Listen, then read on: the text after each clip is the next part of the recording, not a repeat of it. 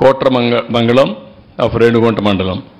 7.98 ఎకరాలు ఇది దుర్గ సముద్రం విలేజ్.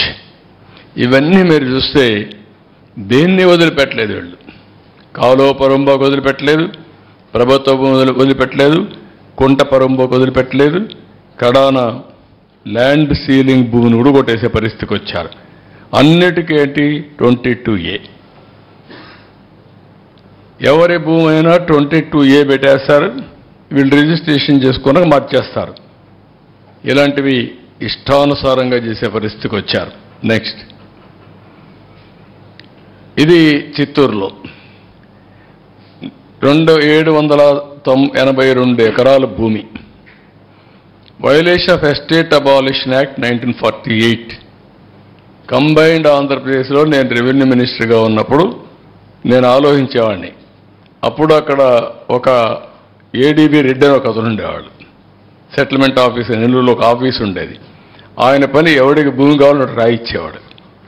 ఇదే పని అన్నమాట. చాలా ఫేమస్ కూడా అది. అప్పుడు నేను ఆలోచించాను, ఎప్పుడో అయిపోయింది, ఇప్పుడేంటి ఈయన ఇస్తున్నాడని డిపార్ట్మెంట్ని అబాలిష్ చేశాం. డిపార్ట్మెంట్ని అబాలిష్ చేసిన తర్వాత చట్టంలో ఉన్నా కూడా ఆ భూమి చెందవలసింది గవర్నమెంట్కి. మీకు హైదరాబాద్లో ఒకటి ఉంది, ఎవాక్యుయేషన్ ప్రాపర్టీ. ఎప్పుడో కొంతమంది కంట్రీ డివైడ్ అయినప్పుడు పాకిస్తాన్కి వెళ్ళిపోయారు. ఆ భూములు ఎవరికి రావాలి?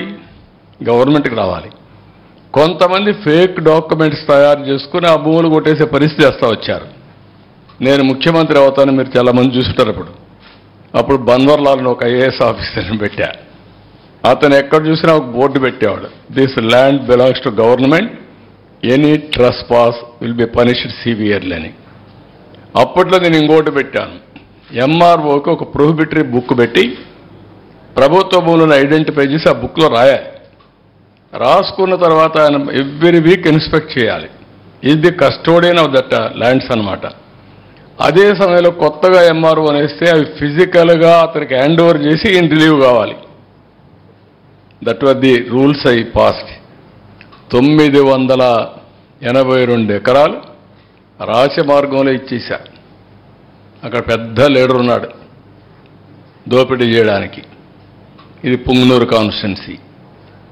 అంటే ఎక్కడికి పోయారో నాకు అర్థం కావడం లేదు. అంటే ఏమైనా జరిగిపోతుందనే ధీమా, ఏమి చేసినా మేము తప్పించుకుంటామని ఒక గర్వం వచ్చి ఇష్టానుసారంగా చేసే పరిస్థితికి వచ్చారు. ఇవన్నీ కూడా ఫేక్ డాక్యుమెంట్స్ వీళ్ళు క్రియేట్ చేసుకున్నటువంటివి. 982 ఎకరాలు మొన్నే పట్టా చేసుకునే పరిస్థితికి వచ్చారు. నెక్స్ట్, ఇక్కడికి వచ్చే కొద్దిగా హౌస్ సైట్స్ మీరు ఇక్కడ చూస్తే ఎంత దుర్మార్గం అంటే, assigned lands, SC ST BC beneficiaries lands అన్ని ఫోర్సిబుల్గా తీసేసుకున్నారు. 10,000 ఎకరాలు. మాది పేదల ప్రభుత్వం, పెత్తందారులకు పేదలకు పోరాటం జరుగుతుందని చెప్పే పెద్ద మనుషులు పేదవాళ్ళ భూములు కొట్టేసి వాళ్ళ పొట్టగొట్టే పరిస్థితికి వచ్చారు. వాళ్ళకి ఏంటి పాపం వాళ్ళు చేసింది? అసైన్మెంట్ ల్యాండ్ నుండి ఫుల్ హక్కు ఉండదు. అలాంటిది చాలా జడ్జిమెంట్స్ కోర్టులో ఇచ్చారు.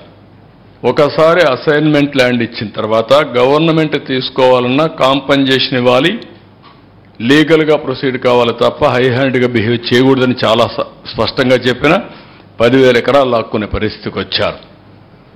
ఇంకొక పక్కన నేను ముందే చెప్పాను, వైసీపీ లీడర్స్ హౌసింగ్ కాలనీ ఎక్కడ రావాలనో వాళ్ళే డిసైడ్ చేస్తారు. ముందుగా ఒక భూమి కొంటారు, ఆ భూమికి ప్రైస్ డిసైడ్ చేస్తారు.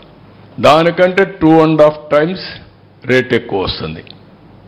ఈ విధంగా పెద్ద ఎత్తున చేశారు. ఇంకొక పక్కన ప్రొహిబిటెడ్ ల్యాండ్స్, ఆవా భూములు, క్యాటిల్ పరంబోకులు ఎప్పటి నుంచో చిన్నప్పటి నుంచి మేము చూసేవాళ్ళం. ఊర్లలో పశువుల్ని తీసుకుపోవాలంటే ఎక్కడా జాగలేకపోతే అక్కడ గవర్నమెంట్ ల్యాండ్ క్యాటిల్ పరంబోకు ఉంటుంది, అక్కడ పెట్టుకునే వాళ్ళంతా ఊరంతా అనమాట. ఒకప్పుడు ఊర్లలో సంతల మారిగా అనమాట ఇవన్నీ. అలాంటివన్నీ కూడా ఇచ్చేసే పరిస్థితికి వచ్చారు. Unsuitable land assigned, low lying land, lands very far away from village, శ్మశానాలు, లేకుంటే పొలాలకు పోయే భూములు, ఇవన్నీ కూడా ఇచ్చే పరిస్థితికి వచ్చారు. Ineligible benefit